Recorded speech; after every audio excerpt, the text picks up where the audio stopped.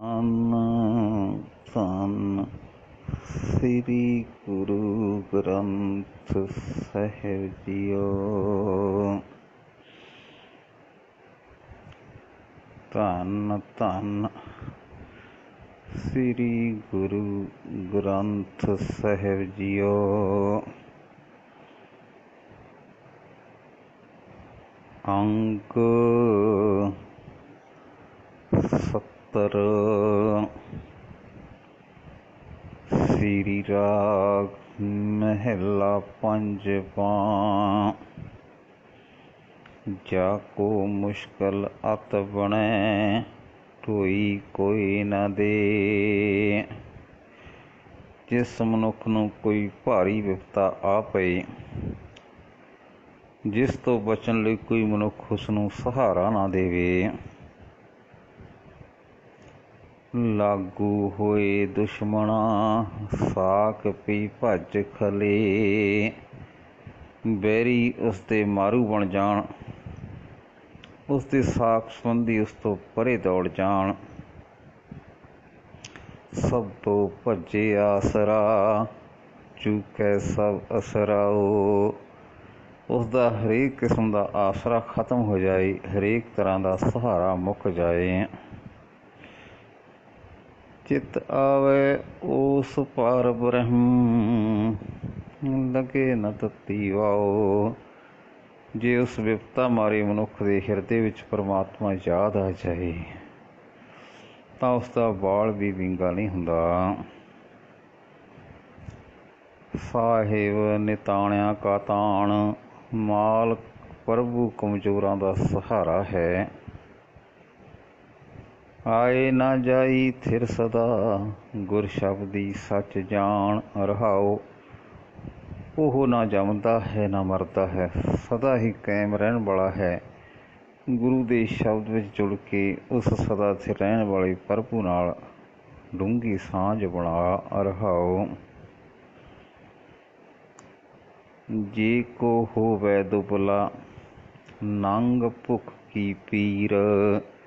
ਜੇ ਕੋਈ ਮਨੁੱਖ ਅਜਿਹਾ ਕਮਜ਼ੋਰ ਹੋ ਜਾਏ ਕਿ ਭੁੱਖ ਨੰਗ ਦਾ ਦੁੱਖ ਉਸ ਨੂੰ ਹਰ ਵੇਲੇ ਖਾਂਦਾ ਰਹੇ। ਦਮੜਾ ਪੱਲੇ ਨਾ ਪਵੈ ਨਾ ਕੋ ਦੇਵੈ ਧੀਰ।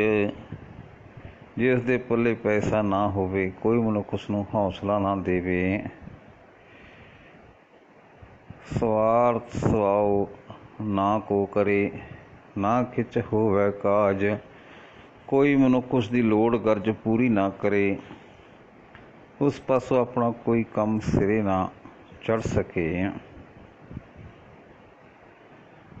ਚਿੱਤ ਆਵੈ ਉਸ ਪਾਰ ਬ੍ਰਹਮ ਤਾਂ ਨਿਸ਼ਚਲ ਹੋਵੈ ਰਾਜ। ਅਜਿਹੀ ਦੁਰਦਸ਼ਾ ਵਿੱਚ ਹੁੰਦਿਆਂ ਵੀ ਜੇ ਪਰਮਾਤਮਾ ਉਸ ਦੇ ਚਿੱਤ ਵਿੱਚ ਆ ਵਸੇ ਤਾਂ ਉਸ ਦਾ ਅਟਲ ਰਾਜ ਬਣ ਜਾਂਦਾ ਹੈ। ਭਾਵ ਉਸ ਦੀ ਆਤਮਿਕ ਅਵਸਥਾ ਅਜਿਹੇ ਬਦਮਾਸ਼ਾਂ ਵਾਲੀ ਹੋ ਜਾਂਦੀ ਹੈ ਜਿਨ੍ਹਾਂ ਦਾ ਰਾਜ ਕਦੇ ਨਾ ਡੋਲੇ। ਜਾ ਕੋ ਚਿੰਤਾ ਬਹੁਤ ਬਹੁਤ ਦੇਹੀ ਵਿਆਪੈ ਰੋਗ। ਜਿਸ ਮਨੁੱਖ ਨੂੰ ਹਰ ਵੇਲੇ ਬੜੀ ਚਿੰਤਾ ਬਣੀ ਰਹੇ, ਜਿਸ ਦੇ ਸਰੀਰ ਨੂੰ ਕੋਈ ਨਾ ਕੋਈ ਰੋਗ ਗ੍ਰਸੀ ਰੱਖੇ। ਗ੍ਰਸਤ ਕੁਟੰਬ ਲਪੇਟਿਆ ਕਦੇ ਹਰਖ ਕਦੇ ਸੋਗ। ਜਿਹੜਾ ਗ੍ਰਸਤ ਦੇ ਜੰਝਾਲ ਵਿੱਚ, ਪਰਿਵਾਰ ਦੇ ਜੰਝਾਲ ਵਿੱਚ ਸਦਾ ਫਸਿਆ ਰਹੇ, ਜਿਸ ਨੂੰ ਕਦੇ ਕੋਈ ਖੁਸ਼ੀ ਅਤੇ ਕਦੇ ਕੋਈ ਗਮ ਘੇਰੀ ਰੱਖਦਾ ਹੈ। ਗੌਣ ਕਰੇ ਚਹੁ ਕੁੰਟਕਾ ਘੜੀ ਨਾ ਵੈਸਣ ਸੋਏ। ਜਿਹੜਾ ਮਨੁੱਖ ਸਾਰੀ ਧਰਤੀ ਉੱਤੇ ਇਸ ਤਰ੍ਹਾਂ ਭਟਕਦਾ ਫਿਰਦਾ ਹੈ ਕਿ ਉਸ ਨੂੰ ਘੜੀ ਭਰ ਬਹਿਣਾ ਵੀ ਨਸੀਬ ਨਹੀਂ ਹੁੰਦਾ। ਚਿੱਤ ਆਵੈ ਉਸ ਪਾਰ ਬ੍ਰਹਮ ਤਨ ਮਨ ਸੀਤਲ ਹੋਏ। ਪਰ ਜੇ ਪਰਮਾਤਮਾ ਉਸ ਦੇ ਚਿੱਤ ਵਿੱਚ ਆ ਵਸੇ ਤਾਂ ਉਸ ਦਾ ਤਨ ਸ਼ਾਂਤ ਹੋ ਜਾਂਦਾ, ਉਸ ਦਾ ਮਨ ਸੰਤੋਖ ਨਾਲ ਠੰਡਾ ਠਾਰ ਹੋ ਜਾਂਦਾ ਹੈ। ਕਾਮ ਕ੍ਰੋਧ ਮੋਹ ਵਸ ਕੀਆ ਕਿਰਪਣ ਲੋਭ ਪਿਆਰ। ਜੇ ਕਿਸੇ ਮਨੁੱਖ ਨੂੰ ਕਾਮ ਨੇ, ਕ੍ਰੋਧ ਨੇ, ਮੋਹ ਨੇ ਆਪਣੇ ਵੱਸ ਵਿੱਚ ਕੀਤਾ ਹੋਇਆ ਹੋਵੇ, ਜੇ ਉਸ ਸੂਮ ਦਾ ਪਿਆਰ ਸਦਾ ਲੋਭ ਵਿੱਚ ਹੀ ਹੋਵੇ, चारे किल विख उन अग कीए हुआ असुर श्रृंगार। जे उसने उन्हां विकारां दे वस हो के चारे ही ਉੱਘੇ पाप अपराध ਕੀਤੇ ਹੋਏ ਹੋਣ, ਜੇ ਉਹ ਅਜਿਹਾ ਭੈੜਾ ਹੋ ਗਿਆ ਹੋਵੇ ਕਿ ਉਸਦਾ ਮਾਰ ਦੇਣਾ ਹੀ ਚੰਗਾ ਹੋਵੇ। ਚਾਰੇ ਕਿਲ ਵਿਖ ਉਨ ਅਗ ਕੀਏ ਹੁਆ ਅਸੁਰ ਸ਼ਿੰਗਾਰ। ਪੋਥੀ ਗੀਤ ਕਵਿਤ ਕਿਛ ਕਦੇ ਨਾ ਕਰਨ ਧਰਿਆ। ਜੇ ਉਸਨੇ ਕਦੇ ਵੀ ਕੋਈ ਧਾਰਮਿਕ ਪੁਸਤਕ, ਕੋਈ ਧਰਮ ਗੀਤ, ਕੋਈ ਧਾਰਮਿਕ ਕਵਿਤਾ ਸੁਣੀ ਨਾ ਹੋਵੇ। ਚਿੱਤਾ ਵੇ ਉਸ ਪਾਰ ਬ੍ਰਹਮ ਤਾਂ ਨਿਮਕ ਸਿਮਰਤ ਤਰਿਆ। ਪਰ ਜੇ ਪਰਮਾਤਮਾ ਉਸਦੇ ਚਿੱਤ ਵਿੱਚ ਆ ਵਸੇ ਤਾਂ ਉਹ ਅੱਖ ਦੇ ਫੋਰ ਜਿਤਨੇ ਸਮੇਂ ਲਈ ਹੀ ਪ੍ਰਭੂ ਦਾ ਸਿਮਰਨ ਕਰਕੇ ਇਹਨਾਂ ਸਾਰੇ ਵਿਕਾਰਾਂ ਦੇ ਸਮੁੰਦਰਾਂ ਤੋਂ ਪਾਰ ਲੰਘ ਜਾਂਦਾ ਹੈ। ਸਾਸਤ ਸਿਮਰਤ ਵੇਦ ਚਾਰ ਮੁਖਾਗਰ ਵਿਚਾਰੇ। ਜੇ ਕੋਈ ਮਨੁੱਖ ਚਾਰੇ ਵੇਦ, ਸਾਰੇ ਸ਼ਾਸਤਰ ਦੇ ਸਾਰੀਆਂ ਸਮ੍ਰਿਤੀਆਂ ਨੂੰ ਮੂੰਹ ਜ਼ਬਾਨੀ ਉਚਾਰ ਕੇ ਵਿਚਾਰ ਕਰਦਾ ਹੋਵੇ। ਤਪੇ ਤਪੀਸਰ ਜੋਗੀਆਂ ਤੀਰਥ ਗਮਨ ਕਰੇ। ਜੇ ਉਹ ਵੱਡੇ ਵੱਡੇ ਤਪੀਆਂ ਅਤੇ ਜੋਗੀਆਂ ਵਾਂਗ ਹਰੇਕ ਤੀਰਥ ਉੱਥੇ ਜਾਂਦਾ ਹੋਵੇ। ਖਟ ਕਰਮਾਂ ਤੇ ਦੁੱਗਣੇ ਪੂਜਾ ਕਰਤਾ ਨਹਾਏ। ਜੇ ਉਹ ਤੀਰਥਾਂ ਉੱਤੇ ਇਸ਼ਨਾਨ ਕਰਕੇ ਦੇਵੀ ਦੇਵਤਿਆਂ ਦੀ ਪੂਜਾ ਕਰਦਾ ਹੋਵੇ ਤੇ ਮੰਨੇ ਪ੍ਰਮੰਨੇ 6 ਧਾਰਮਿਕ ਕੰਮਾਂ ਨਾਲੋਂ ਦੂਣੇ ਧਾਰਮਿਕ ਕਰਮ ਨਿਤ ਕਰਦਾ ਹੋਵੇ। ਰੰਗ ਨਾ ਲੱਗੇ ਪਾਰ ਬ੍ਰਹਮ ਤਾਂ ਸਰਪ ਨਰਕੇ ਜਾਏ। ਪਰ ਜੇ ਪਰਮਾਤਮਾ ਦੇ ਚਰਨਾਂ ਦਾ ਪਿਆਰ ਉਸ ਦੇ ਅੰਦਰ ਨਹੀਂ ਹੈ ਤਾਂ ਉਹ ਜ਼ਰੂਰ ਨਰਕ ਵਿੱਚ ਹੀ ਜਾਂਦਾ ਹੈ। ਰਾਜਾ ਮਿਲਕ ਸਿਕਦਾਰੀਆਂ ਰਸ ਭੋਗਣ ਵਿਸਥਾਰ। ਜੇ ਕਿਸੇ ਮਨੁੱਖ ਨੂੰ ਮੁਲਕਾਂ ਦੇ ਰਾਜ ਮਿਲੇ ਹੋਏ ਹੋਣ, ਬੇਅੰਤ ਜੀਵਾਂ ਦੀ ਮਾਲਕੀ ਮਿਲੀ ਹੋਵੇ, ਜੇ ਉਸ ਦੀਆਂ ਹਰ ਥਾਂ ਸਰਦਾਰੀਆਂ ਬਣੀਆਂ ਹੋਈਆਂ ਹੋਣ, ਦੁਨੀਆ ਦੇ ਅਨੇਕਾਂ ਪਦਾਰਥਾਂ ਦੇ ਭੋਗ ਭੋਗਦਾ ਹੋਵੇ।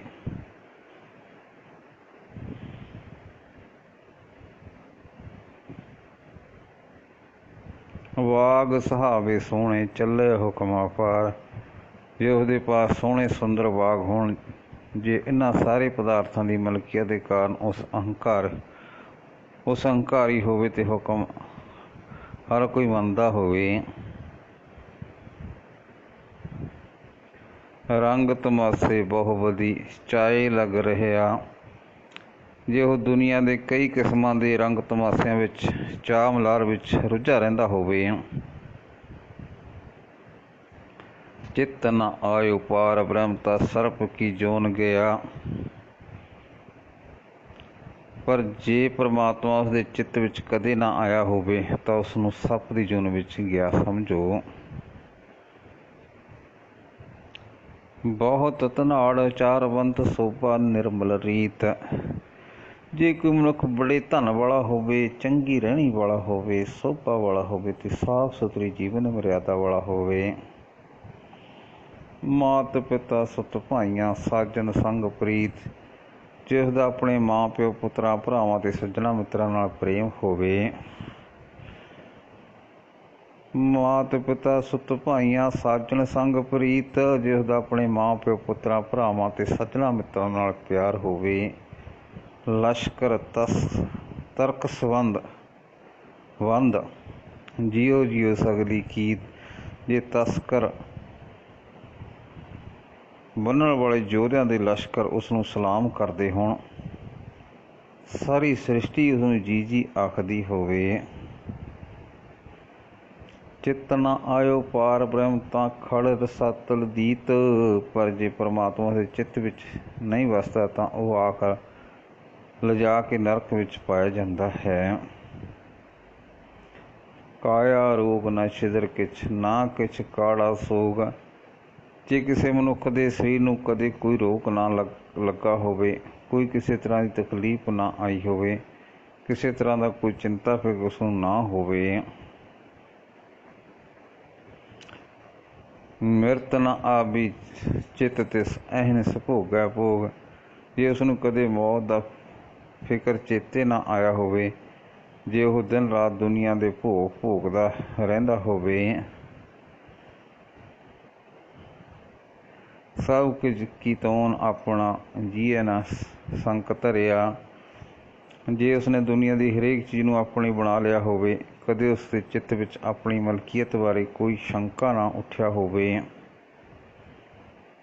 ਚਿੱਤ ਨਾ ਆਇਓ ਪਾਰ ਬ੍ਰਹਮ ਜਮ ਕੰਕਰ ਵਸ ਭਰਿਆ।